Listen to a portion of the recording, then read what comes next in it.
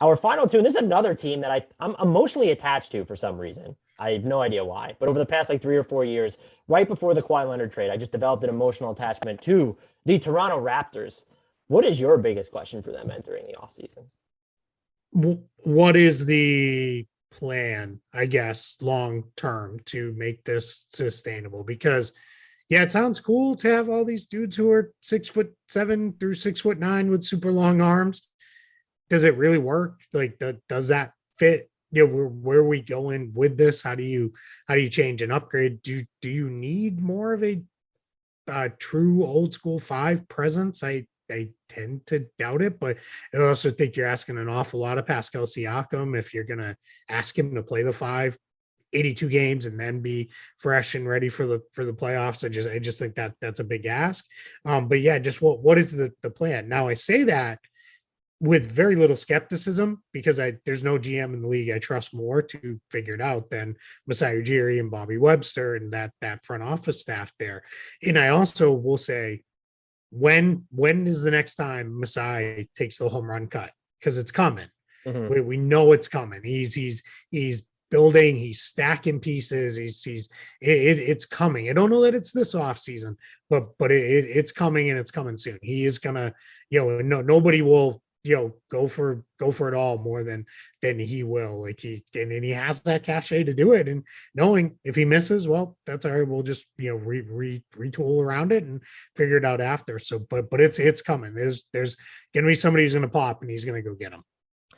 That's that the way you phrase it, that's I should rephrase my question, which was what is the barrier most separating them from becoming a fringe title contender or re-entering that fold?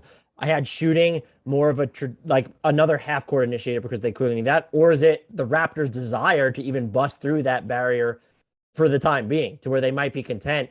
Let's see if Scotty Barnes can become that half court initiator still. We have Pascal Siakam, we have Fred VanVleet. Precious Achiuwa came along during the middle of the season after not starting the year all that well. We still have Gary Trent Jr.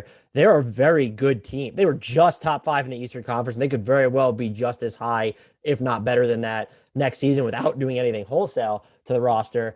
I still would like to see them. I don't think they need a traditional big with the way that their roster is built right now. They are my least favorite or among my least favorite Rudy Gobert destinations. Yeah, I That don't would like let, yeah. that idea either. I'm with you. I would like to see them add at least more dependable shooting, or like I said, it does feel like having just Siakam and Fred VanVleet as your primary half court options with asking, I think it was great experience in the regular season that Scotty Barnes was running some crunch time sets. You can try and extend OG Anunoby and Gary Trent Jr. Off the dribble. I still think they need even if it's just someone to come off the bench to serve as that role because it doesn't look like they believe it's Malachi Flynn. It feels someone along those lines would doesn't have to be a star, but it feels like someone along those lines would make all the difference in the world for a team that is just already terrifying. Yeah, that top five there is really good. They've got to firm up their depth going into next year because it's just not good.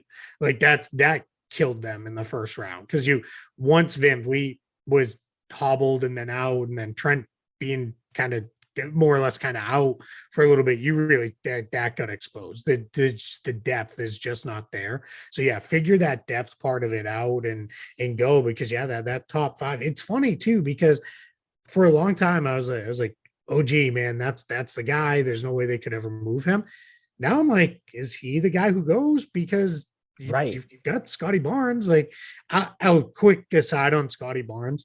So I don't live very far from Montverde Academy, so I pop over there when I can to check that team out.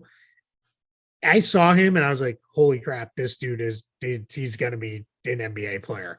When he was still in high school, because you could just see it. It's like this guy, he just got it. He was so damn competitive, at that level. And that's a team that, I mean, I don't say this, with a lack of respect, but they could beat a lot of low level Division I college teams as a high school team because they're just that good. I mean, and that's not like the whole like could Kentucky beat the worst NBA team like stuff that goes on. Why I feel confident saying that is every kid from Montverde goes on to play high level Division I basketball. So it's not like every kid from Kentucky makes it into the NBA. But that's a whole other thing. But you could just see it. I saw it with him right away. Like, and I was a little surprised that they went with him for as their I was pick. I was so high and still am on Jalen Suggs, but I am they really too. made the right Yeah, decision. yeah, I really like Suggs, but yeah, but they made the right decision. He just fits what they're trying to build there. So yeah, get your depth sorted while kind of keeping everything ready to go for whatever the next big move is. I think that's where this is headed. I also questioned there, I guess because you have an OG Anunoby, or if you deem Fred VanVleet expendable for some reason, I don't think you would. And then you have Gary Trent Jr. Just they're not owed. They already traded away like their own first this year. They Mhm. don't have like a ton of these extra firsts. And so I would question their ability and willingness by extension to go after such a large acquisition now, because it Yeah, feels like it's going to take two of your mission critical players. And I think some people might say that Pascal Siakam's available in the right trade offer. You probably say the same thing for like all but 10 guys in the league. So that yeah, doesn't really hold weight. To me, he's as close to completely untouchable as you would have after the season he just turned in. And that's why I expect them to continue along this gradual path. But if they could even just do something like slightly on the margins, and there's like no names that spring to mind. I thought, and I know how free agency works, that Toronto doesn't typically bag them. They were with their mid-level to me like a super interesting Victor Oladipo team. Um, I just don't know whether he wants to go to Toronto. No offense, Toronto seems like a great sure. city, but a move of that caliber, where it's not a home, maybe it's like a double as opposed to a Yeah. single, feels like it would really position them to make even more of a ruckus in the East next year. Yeah, no, I'm with you. Yeah, there's a lot of different guys that again, a team that could, pick some guys off maybe and find some stuff. I think um they they they did so well in the draft for a number of years, the back end, and then Van Vliet is, kind of the big find for them.